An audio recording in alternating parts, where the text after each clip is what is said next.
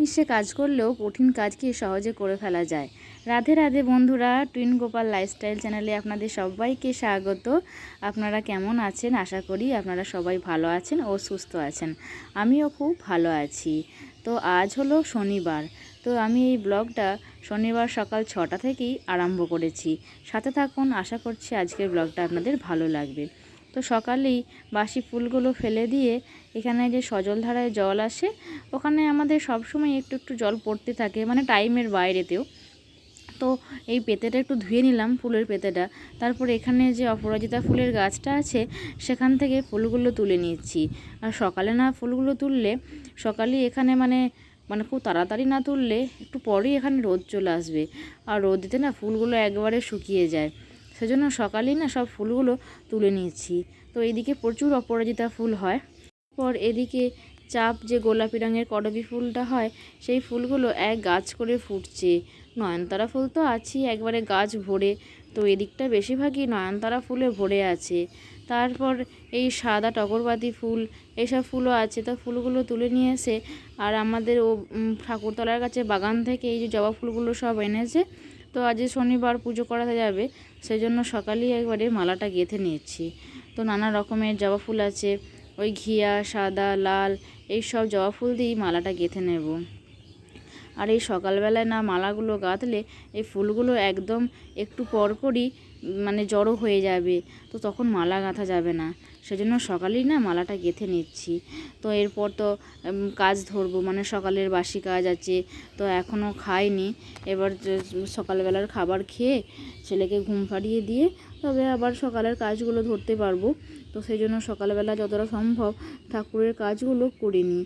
আর দেখবেন সকালবেলায় কাপড় চেঞ্জ করে ঠাকুরের কাজগুলো না করলে বেশ তৃপ্তি হয় না, মানে বাসি কাজ করলে না তারপর যে ঠাকুরের কাজ করি তখন আর ভালো লাগে না।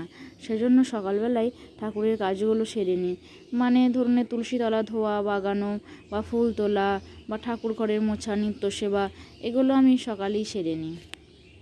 চেষ্টা করি একটু ভোর ভোর উঠতে, কিন্তু খুব ভোরে উঠলেও ছেলে উঠে পড়ে, আবার ছেলেকে ঘুম পাড়াতে যেতে হয়। তো এরপর আমার মেয়ের আর আমার হরলিক্সটা রেডি করে নিচ্ছি। তো এত গরমে এখন বেশি খাই না, সকালবেলায় একটু অল্প পরিমাণেই খাই। তো না খেলেও মনে হয় হয়ে যায়, তবুও অভ্যাস খেয়ে, সেই জন্য দুজনেই একটু মা আর মেয়ে হরলিক্স খায়, বাকি সবাই চা খায়। মা, বড় মা, গোপাল সোনার বাপি, ওরা সব চা খায়। আর আমরা এই সকালবেলায় মুড়ি আর এই সেও ভাজা আর দুটি বিস্কুট নিয়ে আমরা মা মেয়ে খেয়ে নিই। আর ওরা সবাই চা মুড়ি খায়, তো আমরা চা খাই না, মেয়েকেও চা দিই না। তো তারপরই বিছানাটা একটু পরিষ্কার করে টান টান করে ঝেড়ে একটু বাগিয়ে নিচ্ছি। তো এ তো জানেনই সকালবেলায় না বিছানাটা বাগালে মুছলে বেশ ভালো লাগে না, সবারই তাই।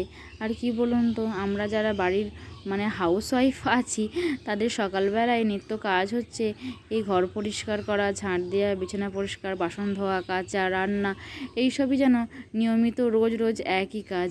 তাই ব্লগটাও হয়তো রোজ রোজ একই রকম হয়ে যায়। মানে আমাদের যারা বাড়িতে আমরা থাকি তারা সব এই কাজই করতে অভ্যস্ত। সেজন্য এই একই রকম কাজের রুটিন রোজই সকাল থেকে। আজ আমার একটু বাসি কাজ সারতে দেরি হয়ে গেল, তার মানে ঠাকুরের দিকে ওই দিকে কিছু কাজ ছিল, সেগুলো সারতে সারতে অনেক বেলা হয়ে গেল। তো এই দিকে একদিকে করতে গেলে দেখবেন একদিকে হয় না, আর রোজই এক টাইমে সব কাজ করা যায় না। তো কিছু কিছু দিন হয়তো সকাল সকাল কাজ সারা হয়ে গেল, আবার কোনো কোনো দিন এমনই হয় যে কাজ সারতে খুব বেলা হয়ে যায়। আমার তো এক এক দিন এমন হয় যে ছেলে হয়তো ঝাঁট দেওয়ার পরই উঠে গেল, তখন আর ঘর মোছা হয় না, বা কিছু মনে করলাম এখানটা বাগাবো, সেটা আর হয় না। তো তখন অনেক বেলা হয়ে যায়, মানে ছেলেকে আবার স্নান টান করিয়ে ঘুম পাড়ানোর পর তখন আবার মুছতে হয়। তো এক নিয়মে কাজগুলো না করার জন্য এক এক সময় খুব অস্বস্তিতে পড়তে হয়, মনে হয় এই কাজটা পড়ে রইলো, করতে সময় পেলাম না। কিন্তু কি করা যায় বলুন, আগে তো ছেলেকে দেখাশোনা করতে হবে, ওর খাওয়ানো, স্নান, ওকে দেখাশোনা না করলে এই কাজগুলো একদম করতে পারি না। আর আগে যখন হয়নি তখন যেন এক রুটিনে কাজগুলো একের পর এক করতাম, মানে এত দেরি হতো না, আর অত অসুবিধাও হতো না। তো আগে তো ছোট্ট গোপাল সোনার দেখাশোনা করতে হবে, তারপর আমার ঠাকুর ঘরের গোপাল সোনা আছে, ওদেরও জানেন তো এখন না ঠিক সময় মতো ওদেরও দেখাশোনা করতে পারি না, মানে সময় পাই না। তো আগে যেমন রোজ রোজ করতাম, এখন তেমন সময় হয় না বলে রোজ রোজ আর হয়ে ওঠে না। তো যেদিন যেটুকু সময় পাই আমার ঠাকুর ঘরের গোপালদের একটু সেবা দেওয়ার চেষ্টা করি।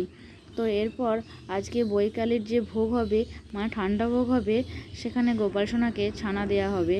তো সেই জন্য আমি এই ওভেনটা একটু পরিষ্কার করে মুছে নিচ্ছি। এটা মোছাই আছে, কিন্তু আবার তবু একবার মুছে নিচ্ছি।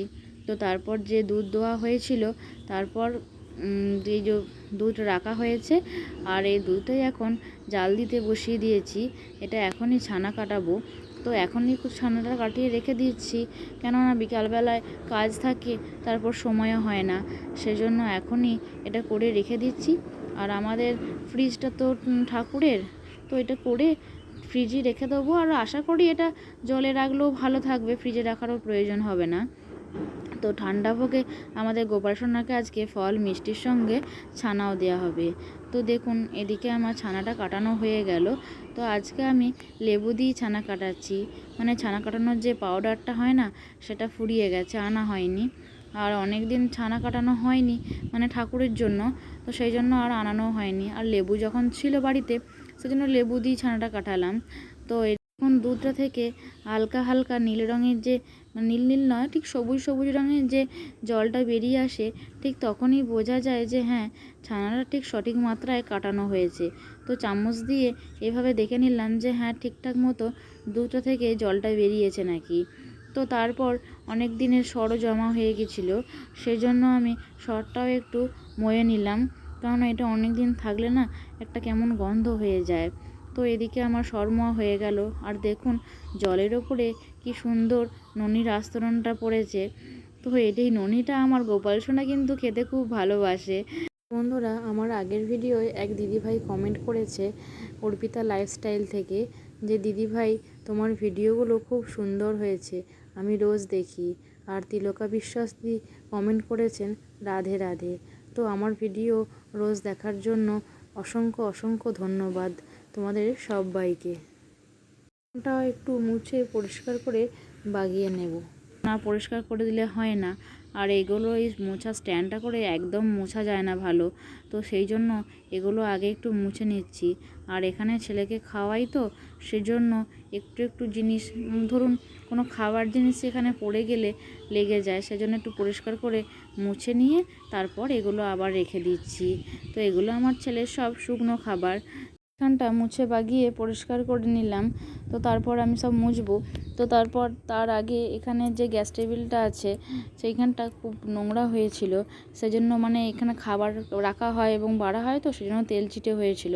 অল্প করে সার্ফ দিয়ে এখানটা একটু হাতে করে মেজে দিলাম, এবং দেখুন কতটা চকচকে পরিষ্কার হয়ে গেল। তো তেল চিটেটা একটু সার্ফ দিয়ে দিলেই কিন্তু পরিষ্কার হয়ে যায়। তারপর বেসিনটাও একটু পরিষ্কার করে মুছে নিলাম।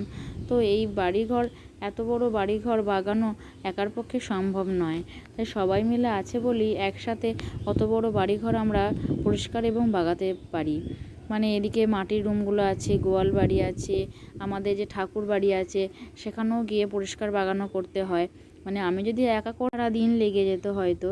তো আমরা সবাই মিলেমিশে একসাথে হাতে হাত লাগিয়ে সব কাজ করে নিই, মানে আমাদের কাজের কোনো ভাগাভাগি নেই, আমরা যে যখন সময় পাই তখন সে কাজটা করে নিই। তো এই বাড়িঘর পরিষ্কার করা, রান্না বান্না, পূজা, গরু বাছুরের দেখাশোনা, এগুলো সবাই মিলে না করলে ঠিক হয় না। মানে আমাদের বাড়িতে তো অতজন সদস্য, প্রায় সবাই মিলে 10 জন সদস্য, তারপর দুটো ছোট বাচ্চা আছে, তাদের দেখাশোনা, খাওয়া দাওয়া সব রকমই আছে। তো তারপরে আমি এই রুমগুলো মুছে নিয়ে স্নান করে নিলাম।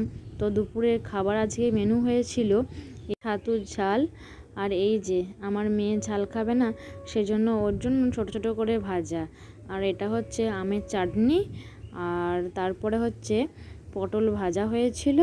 আর এখন তো নতুন নতুন পাট শাক উঠেছে, সেজন্য পাট শাকের ঝোল হয়েছিল। তো এই ছিল আজকে দুপুরের মেনু। তারপরে এই যে আমাদের সবার জন্য ভাত। তো তারপর দেখুন আমার ছেলে ভাত খাওয়ার পরে কেমন আমার কোলে এত খেলা করছে লাফিয়ে লাফিয়ে, যে ওর জামাটাই ওপর দিয়ে উঠে যাচ্ছে। এখন তো গোপাল খুব দুষ্টু হয়েছে, খুব দুষ্টুমি তার। খাবার সময় সে এত বদমাইশি করে, যেটা আগে করতো না। তো তো বন্ধুরা, আমার ভিডিও আপনাদের কেমন লাগে অবশ্যই কমেন্ট করে জানাবেন। আবার দেখা হচ্ছে নেক্সট ভিডিওয়। রাধে রাধে।